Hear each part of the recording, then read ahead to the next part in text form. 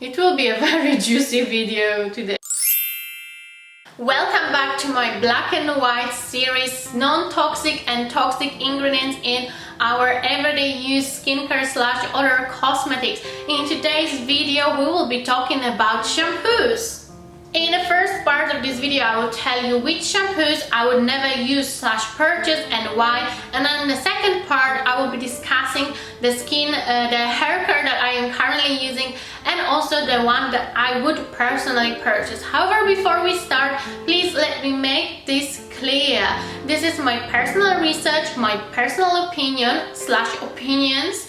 This is not a medical advice, and also if your opinion is different about any of the topics covered in this video, that's also fine. So let's be kind to each other, let's respect each other in the comment section below, and let's start this video.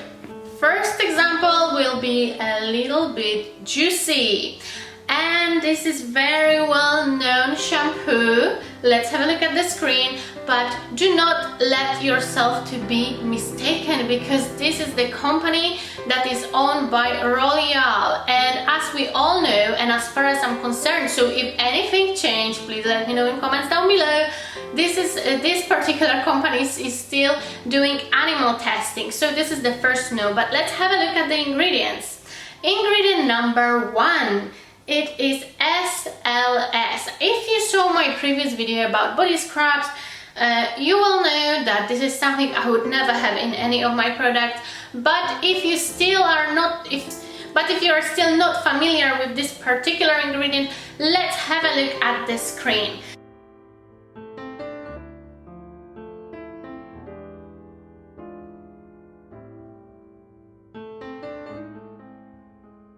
Then we have hexylene glycol, and well, if we are talking about toxicity in a product, even though it's described as like medium toxic, for me something is either toxic or it's not. If it's medium toxic, I do not want to have it in my hair care or any other product.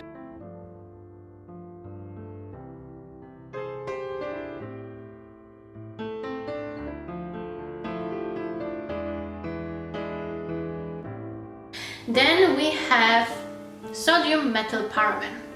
Now, parabens, you go to your drugstore and you see a lot of shampoos on the shelf, and a lot of them they have paraben free, paraben free, paraben free. This one you're paying £21 and it's not even paraben free, when everyone is literally like doing these rumors about parabens are bad. Here I'm supposed to pay £21. No, it's a big no, thank you.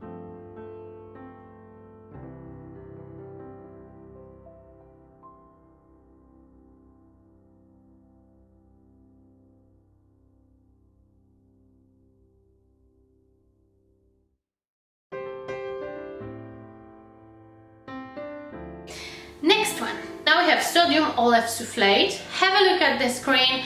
There is nothing else I want to add, because as we discussed it at the beginning in a disclaimer, this is not a medical advice, so have a look at the research. Everything is linked down below. Where is the information coming from? Then we have alcohol denat. If you watched my video about creams, you will know that there are a few types of alcohols in our cosmetics, and alcohol denat or pure alcohol are the ones that you want to avoid. When it came to skincare, in that video I was explaining that apart from like drying your skin, it is penetrating your skin. That's the first bad news, and the second of all, it was resulting in damaging your first layer of your like invisible layer on your skin, and then resulting in outbreaks. And when it comes to shampoo, I also do not want to have alcohol denat in my shampoo, especially for £21. Next one, we have another paraben, which I am not going to comment on, because we've already said a lot of things about it. Then we have carbomer. If you watch my video about serums, there was like a very well-known brand serum with carbomer, and this ingredient, as you can see on the screen, I do not want to have anything with this particular ingredient. Olefsulfate, also a no. And then we have BM. I call it BM. I do not want to make a clown of myself trying to read it, the name to you, but have a look at the screen. Would you personally like to have this ingredient in any of your products? Me, personally, no. It's a big no. And then we have another paraben, methyl paraben at this time. I've already talked about parabens, but you can have a look at the screen again if you have any doubts. And then we have another, and this is the last ingredient that I am going to focus on. And have a look at the screen and tell me what you think, if you obviously want to share your thoughts. And now we'll be jumping to example number 2. However, before I will start, I will tell you that I am not going to cover many examples today of the ones that I wouldn't buy, because it will become very repetitive, because they have all similar ingredients. So if you see a shampoo, and regardless from the price, if it's a cheap one or if it's an expensive one, always check the ingredients. And here you have your little cheat sheet, meaning my YouTube channel. If you want to make a use of it, feel free to do so. Let's have a look at example number 2. Now, I do not remember the price of this one, but it wasn't like super cheap. It is called olaplex, and they are really 3 ingredients that make me say no to this one. So it's not that much, but it's still, for me, if I see these 3 ingredients, it's a no. So we first have, first ingredient we have here, silicone / microplastic. Then we have my favorite ingredient, and if you haven't heard in all of my previous videos about my favorite ingredient, have a look at the screen now, because here we've got confirmed cancer risk, we've got other effects on other of our organs, and also we have 1% formula low. That's how I call it. So basically, this particular ingredient can be contained in any of your products only in 1%, because if it's more than 1%, it will be toxic for you. However, if you have your face mask, your face toner, your foundation, your shower gel, your shampoo, your serum, and your body scrub with this particular ingredient, 1% is no longer 1%. And now imagine using it for a long term. For me, it's a big no. This ingredient is not in any of my cosmetics. Number 3 is a brand called, very well known brand. Come on guys, it's called Dove. Why I would never purchase a shampoo from Dove? Now, I don't know the price, because they are different regardless, depending on the shop, on the drugstore. So let's put it £3 something. Now we have here what? SLS.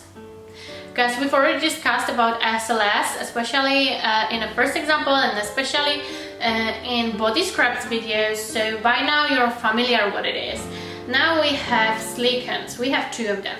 Okay, you will tell me that this silicone is, yes, it can potentially have side effects, but it's the easily washable silicone. So that means it's supposed to make your hair very like sleek, silky, soft, but I do not want to have silicones in my hair care. No, thank you. Then we have microplastic. I discussed microplastics a lot on this channel, so please have a look at other videos. I will put you a little bit of information here. And the last one is propylene glycol. Now, sorry, that absolutely wasn't the last one. There will be like a little bit of a hint here, but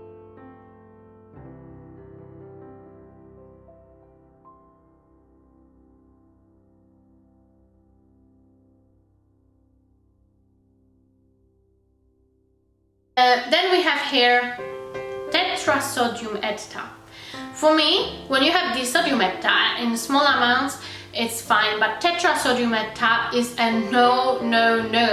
Have a look at the screen, become familiar with this ingredient, using your own curiosity, doing your own research, and then you will be maybe even more encouraged to check your ingredients before you buy something. And then we have propylene glycol. Now have a look at the screen. If you agree to have this kind of ingredients in your shampoo, that is totally fine with me, guys, but I am talking here about my personal care And my answer is no.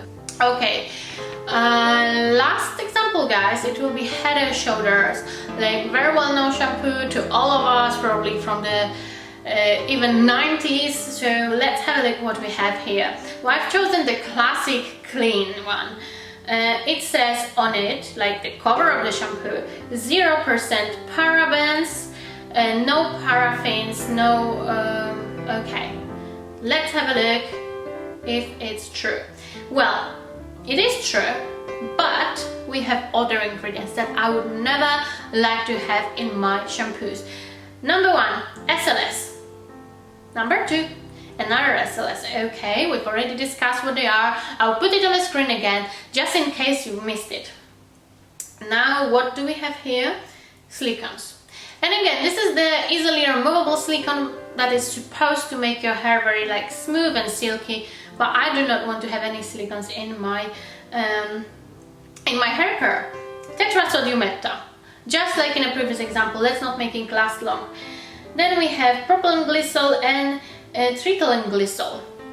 I highlighted them with blue. Have a look at the screen if you're fine with those. Of course, it's fine with me. Guys, I totally forgot we have one more, and this one will be a little bit more expensive because it's £12.50.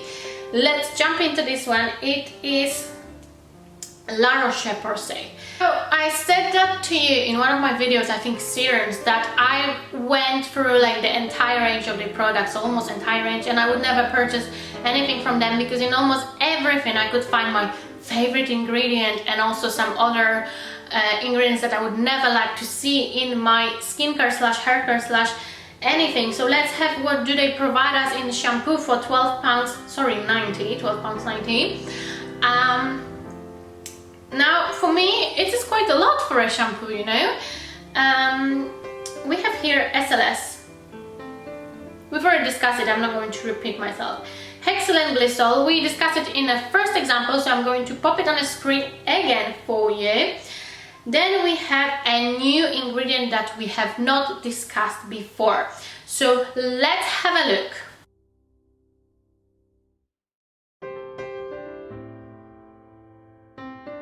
You can see on the screen, the slide says, and also you have on the bottom like the link. So it is not like I typed it myself, guys. I always provide you with the source of the information. It is toxic when inhaled.